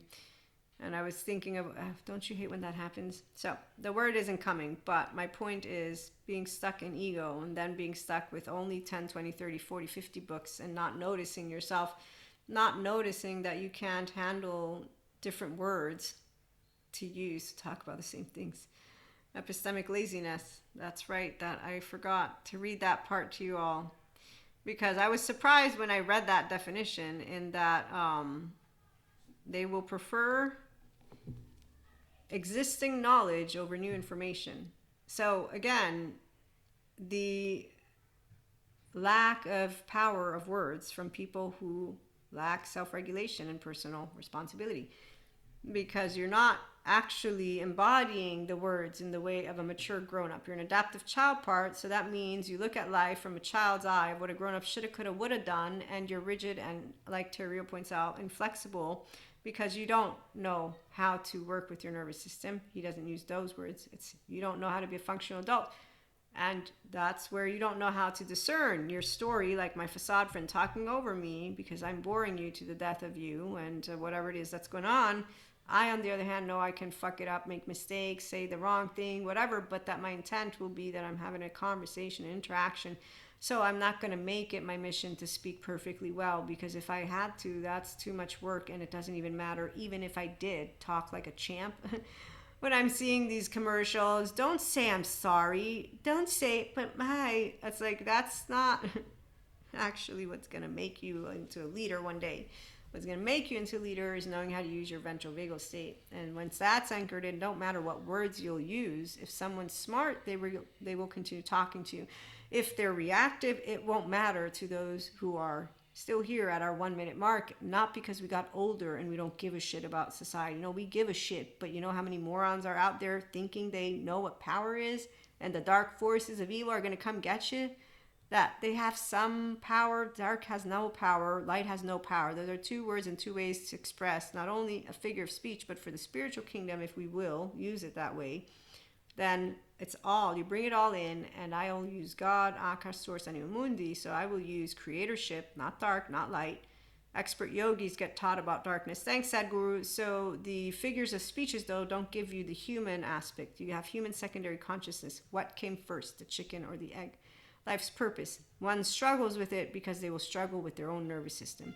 Self. You'll struggle with your image if you didn't get a strong foundation. So when I see the lack of personal responsibility by every person out there, power and leadership mean only one of two things. If you have it, then I met a powerful and embodied leader. That means you journal and mindset, and you interact with people and self-regulate, and your 3D, 4D, meaning emotionally immature, underdeveloped minds do not represent a threat to you. And when you think of evil, you think of, yes, they all need help because they're all pathological, and we're getting there because we have consistently systems that get updated because of academics, researchers, and people who are epistemically curious, disciplined, and diligent. That's why we move forward, not because we're still in the cave. The ones who are still in the cave, we know who those people are. And when we have the ones who don't like us because they have a charge and they have a story and they want us to take their side, meaning validate them, we say, look, we have different feelings. Do we want to keep talking about the subject matter? Is it of importance to you? If this is something business-wise, for example, you're going to make it into we can differ, and emotionally we're having differences. So you tell me, what do you want to do? As if you're smart enough, the minute someone's getting high in their horses, you're going to have one of two options: to continue or to leave it alone. And you're going to know which one of the two you're going to do if you're emotion intelligent.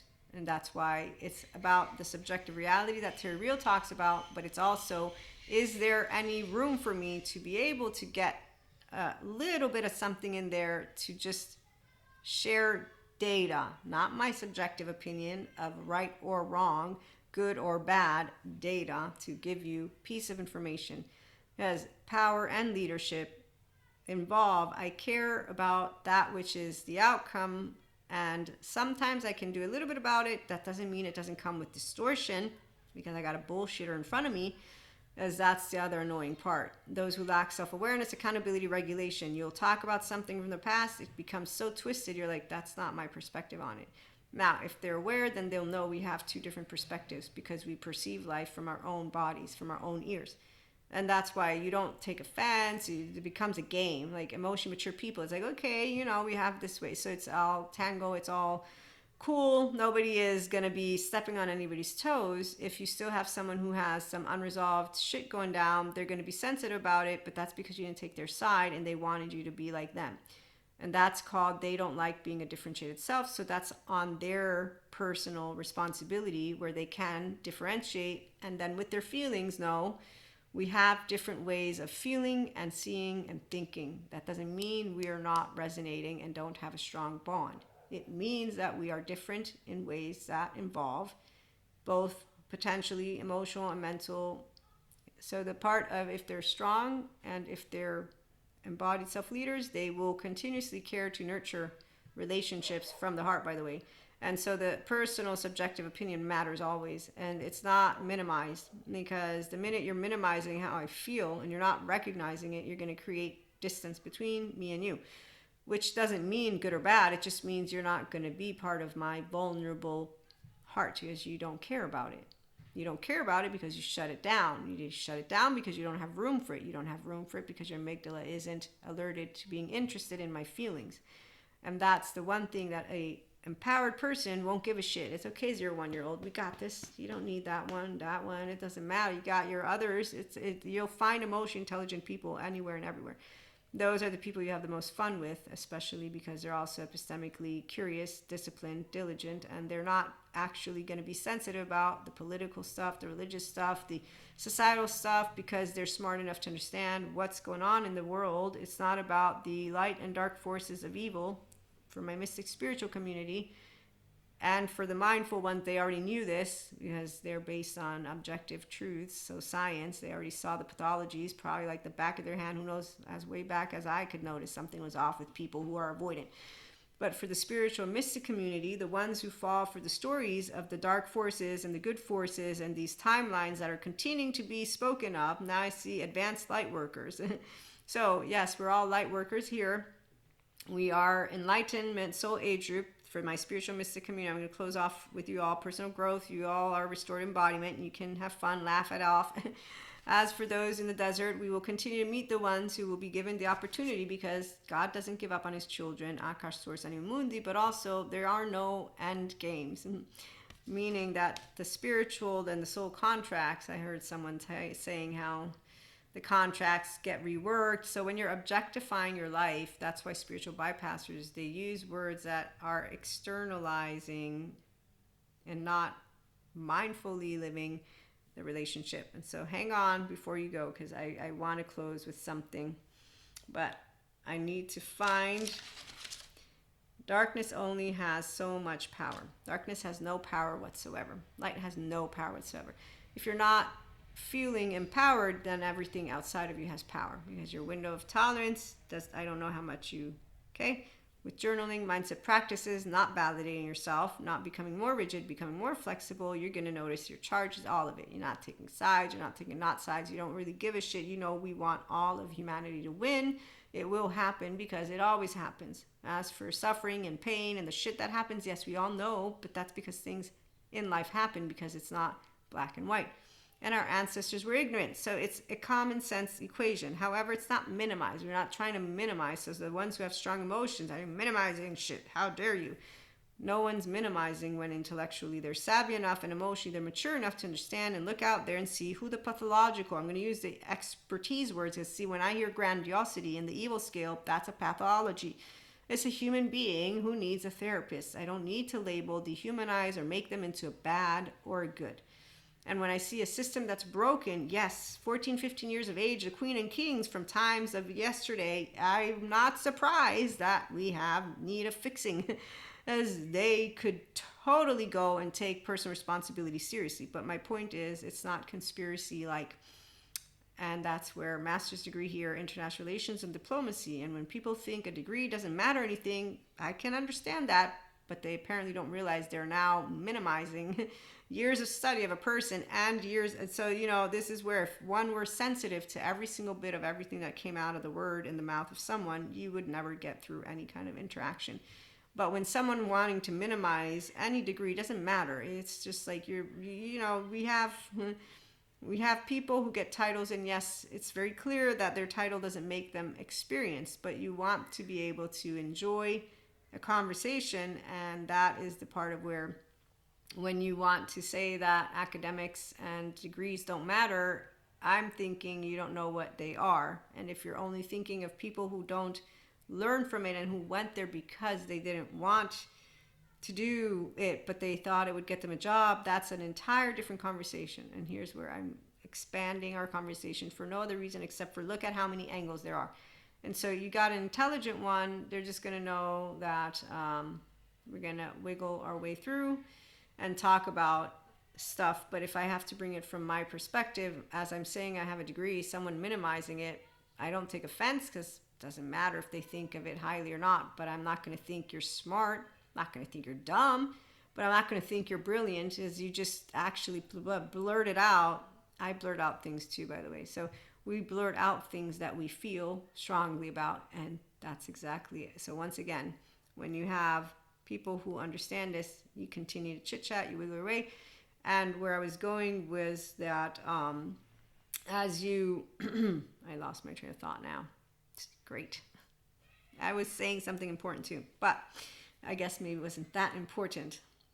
So when leadership and power are embodied, then you're going to see it out there. When you see the pathologies then you're going to be very obvious. For the mystics and spiritual community, it's not going to be oppressive energies or any of these figures of speeches for timelines, and that's where I was actually looking for the Sadhguru quote. So I might have forgotten what I was going towards, but I did have this in my mind. Do not look for the finish line with life. The journey itself is the destination. And so when you know your life's purpose, and when with your life's purpose you are looking to share that which is the deeper meaning of life, and here's where mysticism, Sadhguru, as he says, it goes beyond the five senses.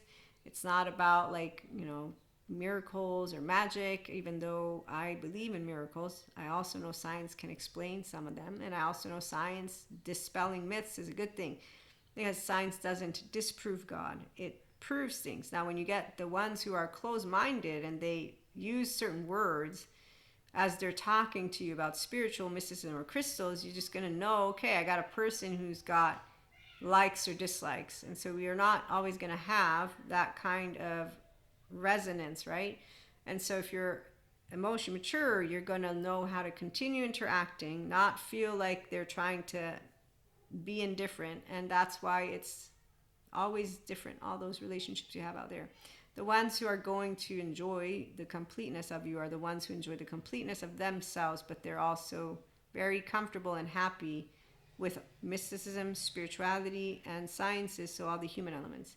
As those topics come together when you're interacting, if you're talking about politics, religion, if you're talking about what the world's happening, the future, the past, you're going to be able to continue talking about it. And that's going to be in a way of appreciating. Remember how, at least for me in the Christian Catholic Catechist, respect your parents. Now, some people think you should not respect people who are emotionally immature because they're dysregulated. I'm going to say, if you are a person who has wisdom and you are emotionally intelligent, you will have good resilience. You will respect, because, and there's another Sadhguru quote. He's coming to my brain. Where was that one? It's something about if someone says to respect yourself and respect others, it's silly. Like he points to, of course you have self-respect. So his language always makes me think of emotionally mature people, and that's why I like to bring them to you, because that way you can hear the human explanation, if you will. And that's from this person. So wait for it with all my crunchiness. Hold on. Crunch, crunch, crunch. It's not here. Okay. Well, I thought I had it here, but I don't see it. So it was fascinating as he spoke those words, because he was trying to tell someone who asked him about that self-respect, how to respect yourself. You're not going to ask the question, and you're also going to respect others. And so I remember, respect your father, your mother. I understand it's respecting your ancestry, and that's the part of where transgenerational trauma and all trauma charges don't get passed down if you can self-regulate. But if you're carrying a charge and you are unforgiving, and you are continuing to seek your 14 months old, I want revenge and punishment because I was wronged. Again, that amygdala, we all are led by our amygdala. My amygdala talked to God already about, hey, why'd you do that? Cain and Abel, they could have all both. Hey, why'd you, tell your kid to kill his kid? That's kind of not cool at all. And there's a devil I'm supposed to be worried about. I ain't going to do anything if any voice comes.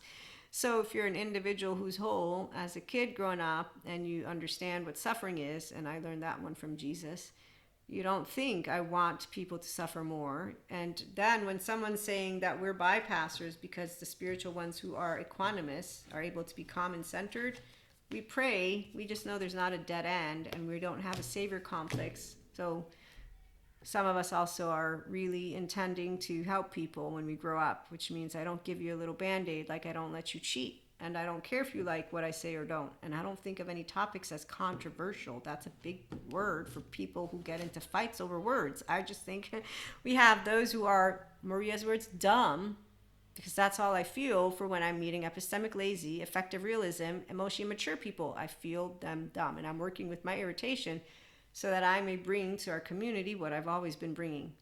I'm not here to validate Maria's irritable charges. I'm here to share with you how it's done, not only on paper, not only in practice, the mindset, so journal prompts, inner growth mindset, but also when I'm around others. And so when I am in a situation that I know there's no point, I won't. But when I'm able to do something, I will not be looking at what you gave me and give you back what you gave me. I'm going to do what the right thing is because I have honor.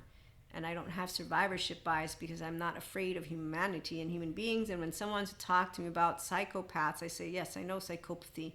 Narcissism, yes, I know narcissism. Borderline, I know I know all of it. And you know what I know? They all can be healed. And I stand behind Kylie, who's a narcissist who gets threat mail. And I don't stand behind the man who says lack of imagination for evil. I say, wow, I mean, I know I use words wrong, but you fucking lack the education for it.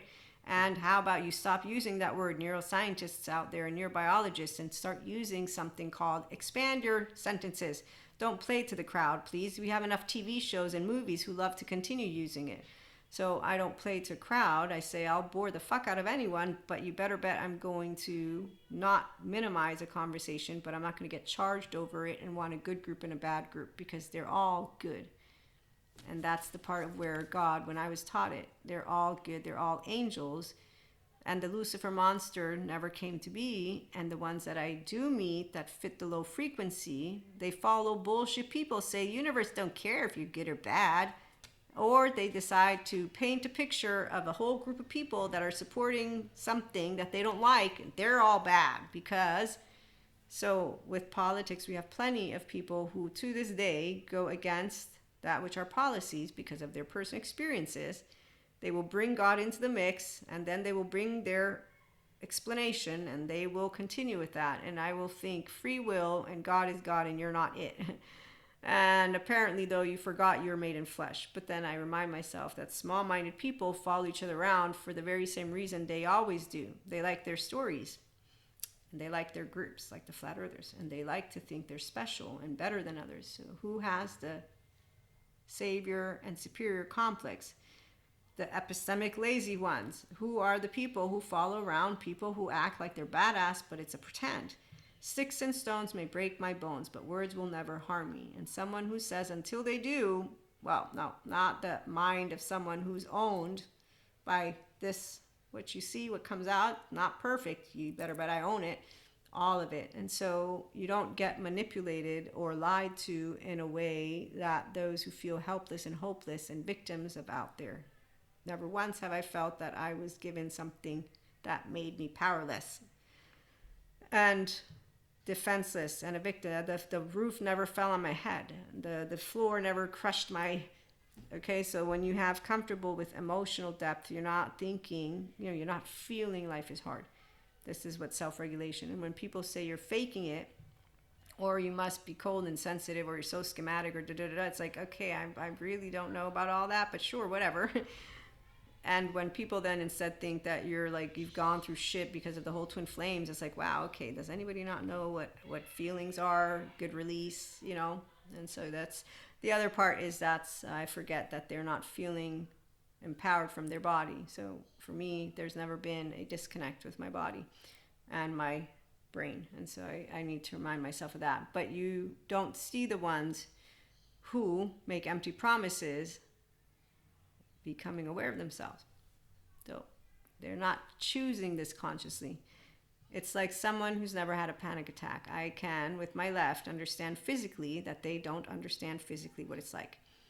And so when you meet those who disregard subjective reality or subjective feelings, they disregard that they might learn or might not learn. They disregard their mannerisms in a topic, in a conversation. They disregard all of it. Why do you do what you do? I do it because I'm just having a good time talking. But then I know that there are important topics to look at. So on IHP, we have themes, we have subject matters, we have where I give you examples of the journal prompts. It depends on what the episode is going to be, but I've always come in just to chit chat. With my circle, it's if it's in the right circumstance and if it's necessary. So the one you had, the story I told you the other day, now I'm going to give you this other one, and then I'm going to wrap it up.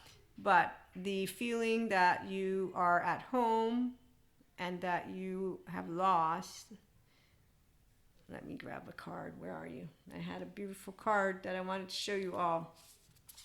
It's not this one. I have all these papers. Give me a minute. Let's see. Here it is. So do remember the Wheel of Fortune.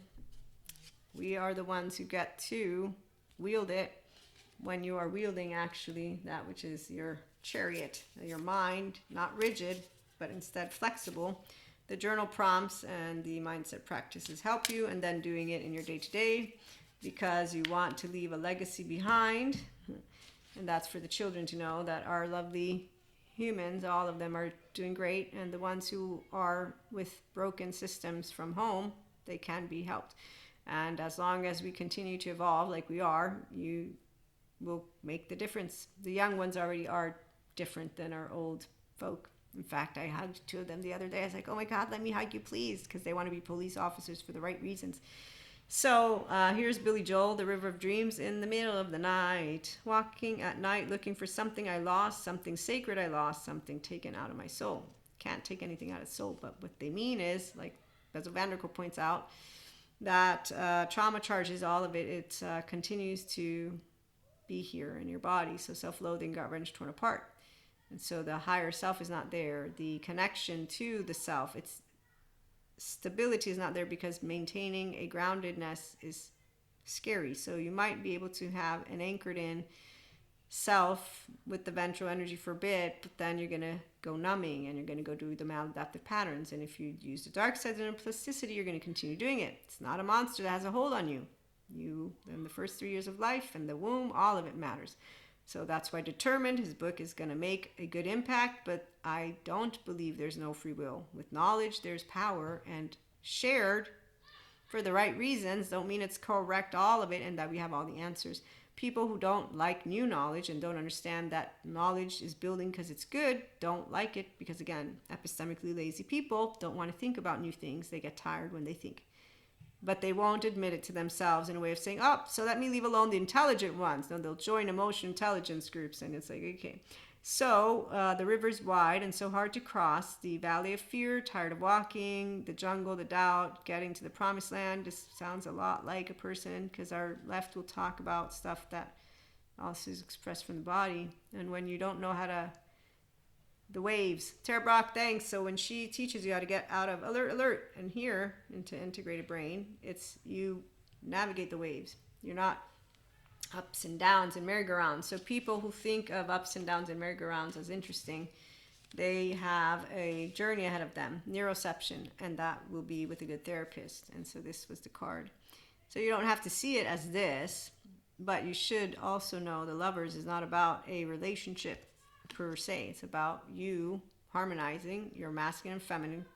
And so again, I say empowered divine feminine body, powered divine masculine the brain, and it's an integrated one. And when you look at different schools of thought and the different stories, they'll give you different angles and aspects, one of which is this rabbi who, as he trying not to do the gender stereotype thing, but he doesn't really succeed.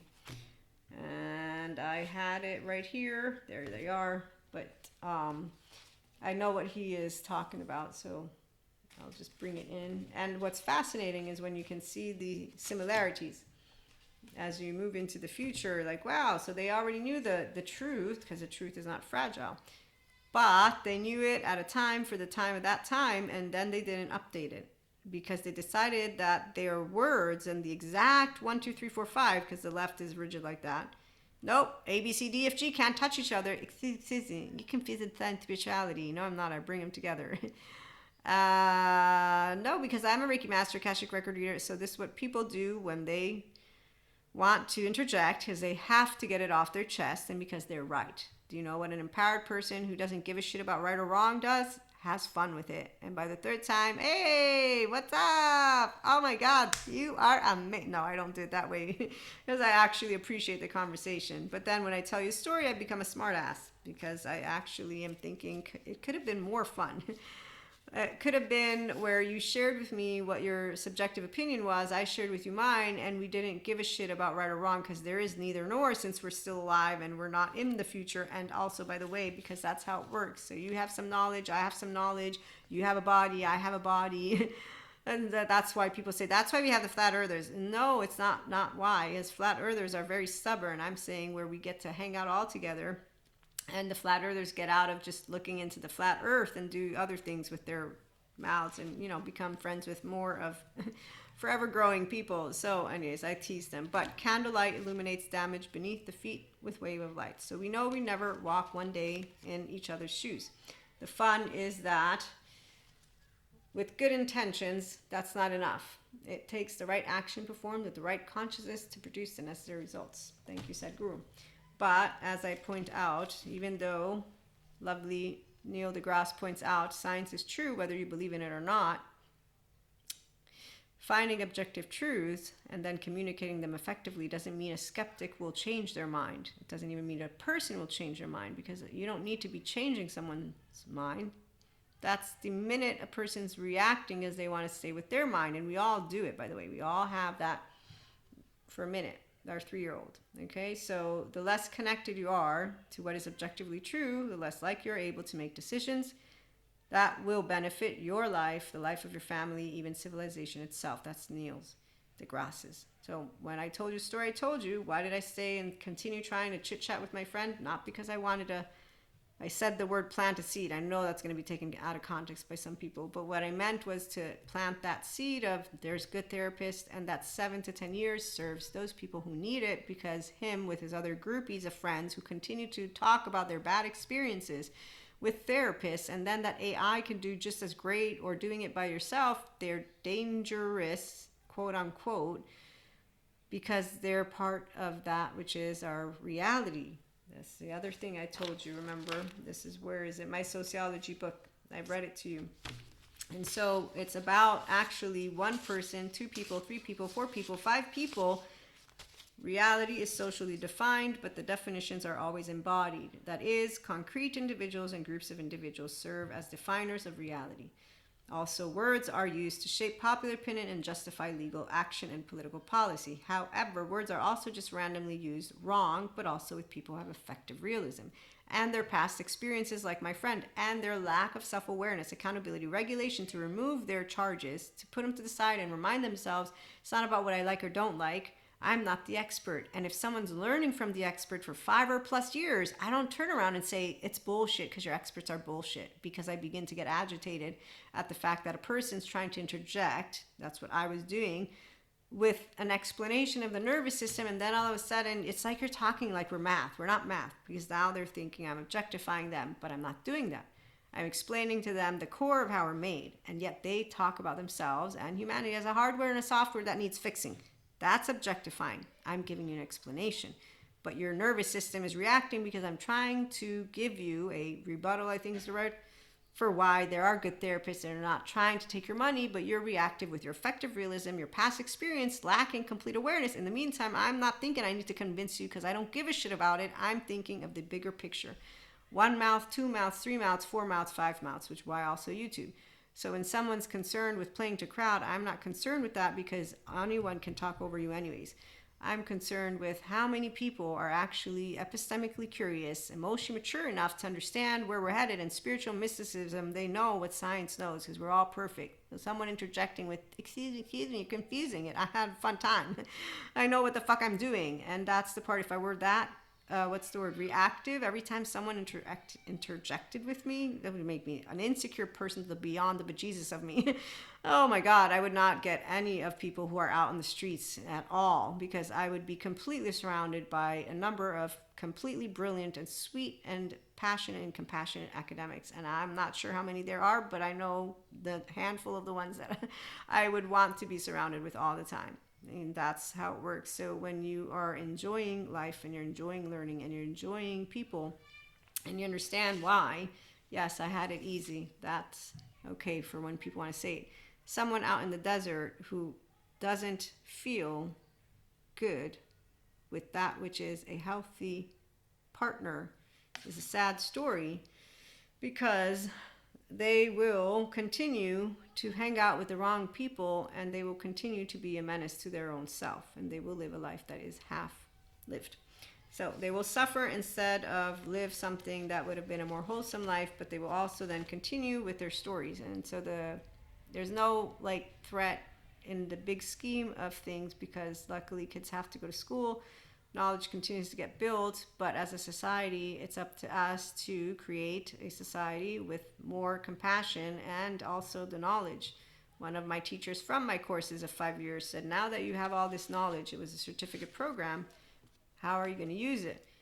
And I understand the usage of it. But others who say you have the power to make a difference, and they basically are saying that you have to either get it perfect or basically your role is important. It's like, yeah, my role is not that important. As the reality is, every time I'm talking, it'll either be someone who is empowering like I am too.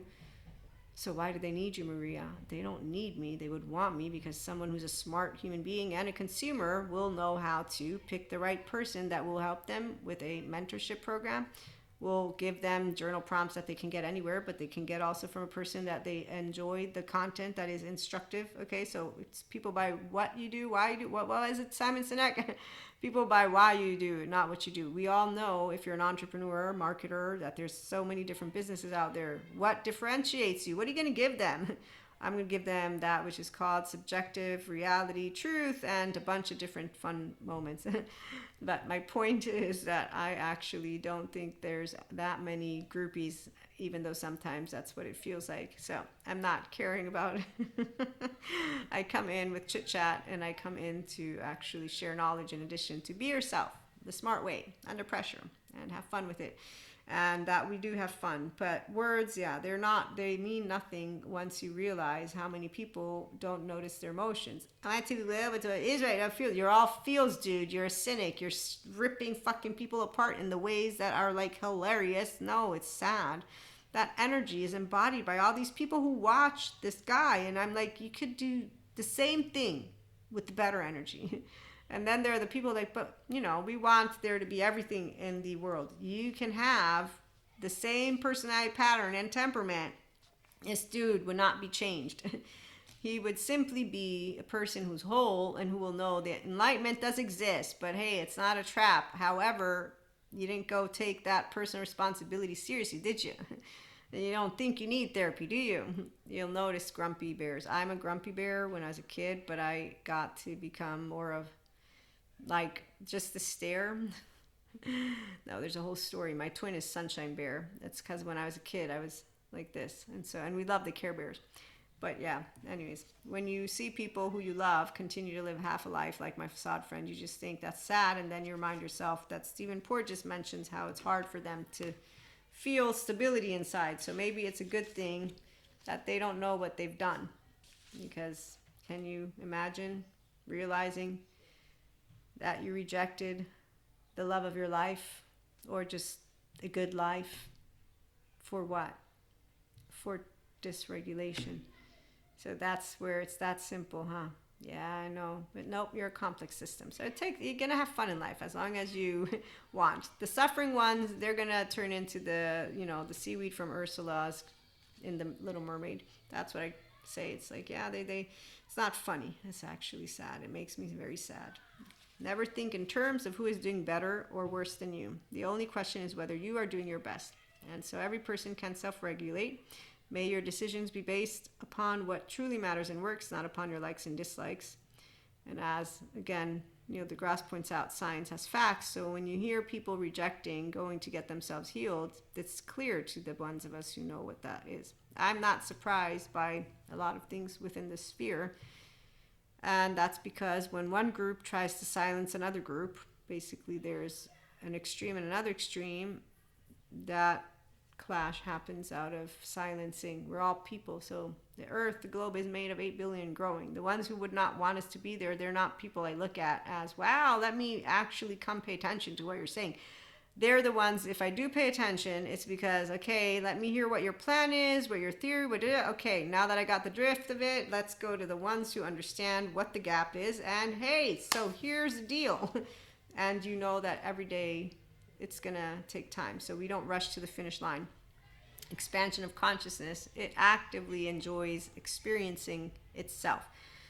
And then it enjoys seeing those who expand to become their piece of consciousness, but you don't make someone embody their humanity, which, whereas Sadhguru again points out, once you embody humanity, divinity descends. Those are like, oh, you're not divine beings, how dare you call yourselves gods and God or divine. Like, wow, okay, you're really taking it out of context. I think that word just triggered you, and all of where you come from with your social reality, your first home, whatever epistemic lazy people you're talking to, and really the rigidity doesn't make me think that you are any different than our kings and queens of the yesterday's news, which with their rigidity are not using two sides of the brain. Give them cake? No, we are not going to give them cake. That's bad for their stomachs. We want to have good protein, and guess what? We have economists who right now as we speak are gathering together. Thanks, economists, the brilliant ones of you on that YouTube channel that I'm following now, for coming together, because I don't have expertise in that field. I did have to take micro and macroeconomics. I'm really bad at math, but that is awesome that you're committing to that. So when I saw this, my entire body, I was like, oh my God, I can't wait. I'm excited now because I know they're going to figure it out, because that's what knowledge does. It empowers people. And when you got the people who care for the right reasons, even if they might have their, charges and what, they still are brilliant. Unlike flat earthers who are putting all of their effort into figuring out they're trying to prove something that's like, leave it alone. Just, how about you use your brain to, create an instrument for earthquakes? That would be great. Like something that can really help us get ahead of everything. Oh wait, or we need better ships for the ones who want to go to the moon. Oh, okay. So thanks for sticking around. I teased a little bit. It had been a while for my listeners. I know you're used to like 3-hour episodes, so this one's a good one. Manipulation, lies, power, leadership. Yeah. Okay. So when you are taking personal responsibility seriously, you will know, like, manipulation, lies have not increased. Shit's not needing to come up because of the energy, the way the spiritual bypassers talk about it. It's that the shit comes out of the bodies of all these people, the trauma charges. Then they got their groupies together and they hang out, and every full moon and new moon and ascension and expansion energy, you will see this, there it is. And do you want to know who gets broken free from the 4D bandwidth? Right here. It happened a long time ago. Long time ago. I can still remember when I used to sing. So, the lovely Dharma wheel. That's what I knew it. I was holding you guys here for something. And those who are sticking around are going to get that benefit of what I wanted to read to you. And otherwise, I'll probably share it again just because. Dharma is not a teaching, philosophy, or belief system. It is based on clarity of vision about life here and hereafter. Thank you, Sadhguru. So when you have power and leadership, because your words mean something to you in the sense that you're consciously aware, we use words differently, we can fuck it up.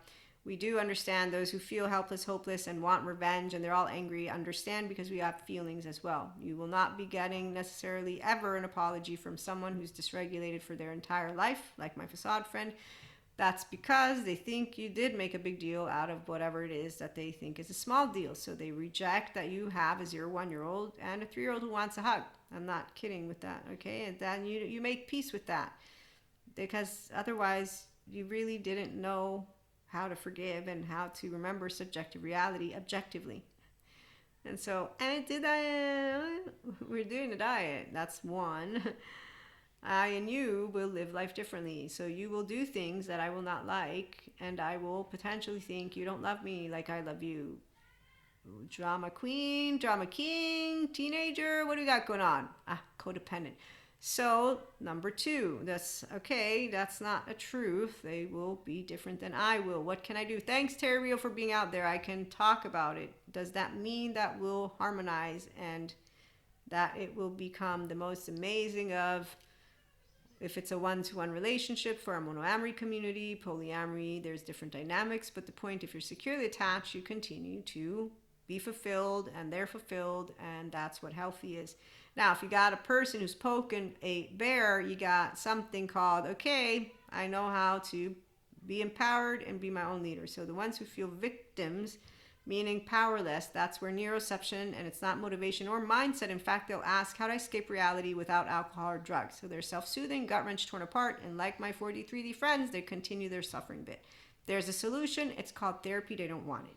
When they don't want it, you can do whatever you want. Like I said, my conversation in the moment with the friend was not because I need him to do anything. It's they are really not doing great with the thinking that there's not a need for 7 to 10 years of therapy.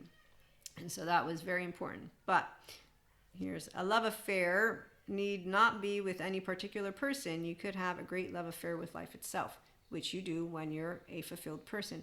So for power and leadership, it's going to get better because we have more healthy self-worth and healthy self-regulating people out there. And we have been already for a while. Mystic, spiritual, or mindful, doesn't matter. If they are mature, like that other subreddit question that I read to you, there will be realizing fake maturity. And if they are intent on becoming mature, they will go to a therapist at this point, because it's all over everywhere. Not auto-diagnose themselves, no. Or, okay, fine, you want to auto-diagnose yourself, but the minute you are noticing something like that, fake maturity, I already know your nervous system is set up for you to be, if you're walled off, you're protected but not connected. If you're boundaryless, you're connected but not protected. Health is in the middle, territorial. That requires someone to help you get out of adaptive child part losing strategy into functional adulthood. Terry talks about conditions. Patrick Tiahan talks about conditions. I don't have conditions. Anyone that wants to be in my life, if I don't like something, I'll talk. And here's where, if it's in a one-to-one and we're not blissed out together consistently, well, that's going to be addressed, because this is the part of where subjective reality and feelings do matter.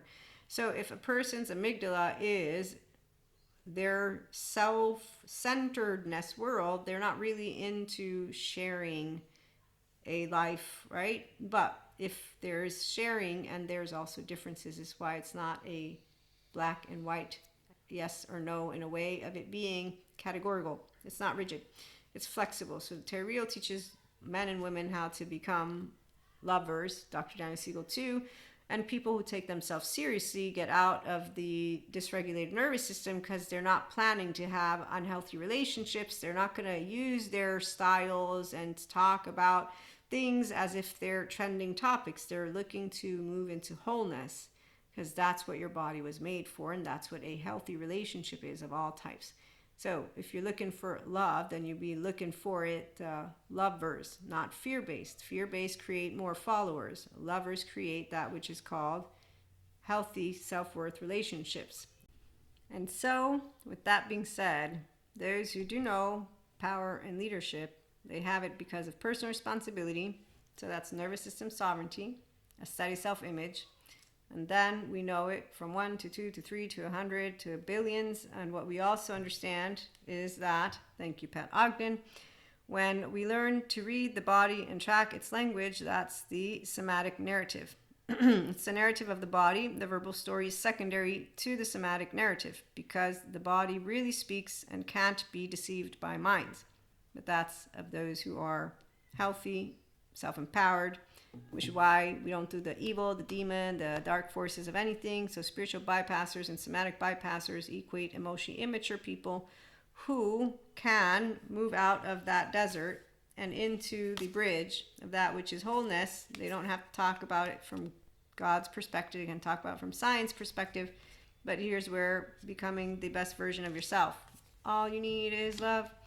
So we also have healthy fear, because our body protects us. That's that nervous system. It likes familiarity. And when you do realize that secure attachment is what we're actually made for, you allow yourself to remember that what we do is an integrated brain. Where are you, Dr. Daniel Siegel?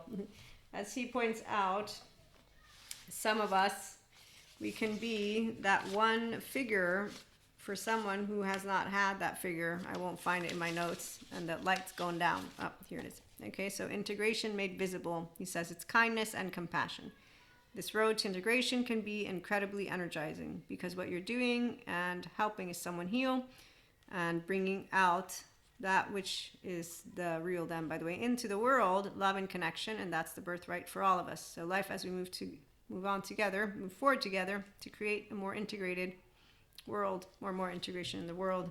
It's paraphrasing. But yeah, presence, attunement, resonance, and trust. You build trust because of secure connection. And people who unconsciously love each other with the knowledge of what's behind the scenes can understand the difference between emotionally mature people, and those are partners that are going to grow together and make a difference together, and then the ones who are instead using stories, because the narrative, so the mind can be basically not tricked. That's where spiritual bypassers and somatic bypassers are at. So they choose to use stories instead of, let me use some stories, some data, let me allow myself to remember that science is true, whether you believe in it or not. Thank you, Neil deGrasse. That being grounded in reality is when you can accept that all your cherishable beliefs could be falsifiable. Thank you, Sam Harris. So I can accept that, determine, maybe Robert Sapolsky's right. Maybe we have no free will, but from an embodied brain's perspective, the reason I would be able to accept that is because I know how the brain and everything works, and then I can say, but the good therapists, I can see they're healing people, like they have results for real, because I know of case studies of the ones who have healed from JD and NPD and BPD. And even though it's one, as Neil deGrasse, no, what's his face? Nelson Mandela. Thanks, Neil, for being there, not you. It's only impossible until it's made possible. So like Nike, let's do it. Okay, so when one human can heal from that which is DID, dissociative identity disorder, others can do it too. So I honor the ones who are healing, and when I see them getting all excited, that is a person who knows what power and leadership is about and takes personal responsibility. They might not appreciate that we are easygoing, meaning equanimous, discerning, and loving towards all, because they might not want to forgive. But I learned from Jesus, God, and Holy Spirit, and the scientists, how forgiveness that I learned from my good Christian Catholic catechist and not casting a stone, that's the right thing to do, because I have the space. I can self-regulate and differentiate. I did it when I was a 3-year-old, 4 or 5, so that's the whole part. So when someone wants to talk to me about spiritual, God, I think spirituality, life of meaning and connection beyond the soul self.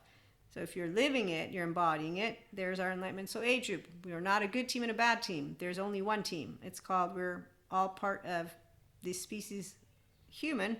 We have animals on this lovely earth, and yes, there's things that need to be addressed. We're going to address them. Be yourself. So under pressure, how has you moving from uncertainty to steadiness helped you to help yourself, others? How has working with being irritable by those who are, in my case, dumb, pet peeves? They're not dumb, I'm dumb too. How has you been able to work with all these things, self-awareness, accountability, regulation, made a difference, even if it's only in one person's life? And even if it doesn't seem like you made any difference whatsoever, because they're still living inner critic, outer critic, drinking, drugging, fucking, and or eating, binge eating, whatever it is, so they're not 100% in that which is their best life, but they're doing the best they can. And so some will say that's not good enough. I'm a healthy perfectionist, and I'm not God, and I'm not perfect. And then I know what scientists do say, that in order for people to get to their A game, it might take 7 to 10 years. And guess who's going to be at their side? As Dr. Daniel Fox presents, those of us who don't put characterological distinctions in the front of people who have shit going down because they got a shitty childhood and or more. So when someone gives me a story, I think you're dehumanizing my brothers and sisters. I don't do that. I told God about Cain and Abel and said, you could have let them both be okay. Like, there's no need. I was like, you didn't have to tell the guy to almost kill his kid. What's up with that? And then I said, hey, there's no devil or demon. I'm 20 at the time. And then I was like, they don't need us. Science has it all figured out. And I was a little bit like, oh, so we're not special, the spiritual ones. I was like, but they're saved. All our brothers and sisters are saved. And then I had to accept that they are not all saved because they don't want to save themselves. So you see, and then you have to keep accepting. You do, what was it? Sadhguru, as he points out, do not what you like. May your decisions be based upon what truly matters. So my 14-month-old likes smart, wholesome, empowered brothers and sisters. It dislikes emotionally immature ones who make empty promises with their words. They think that power and leadership is out there, and they point to these people, the ones that and then they create words for them, superheroes, supervillains.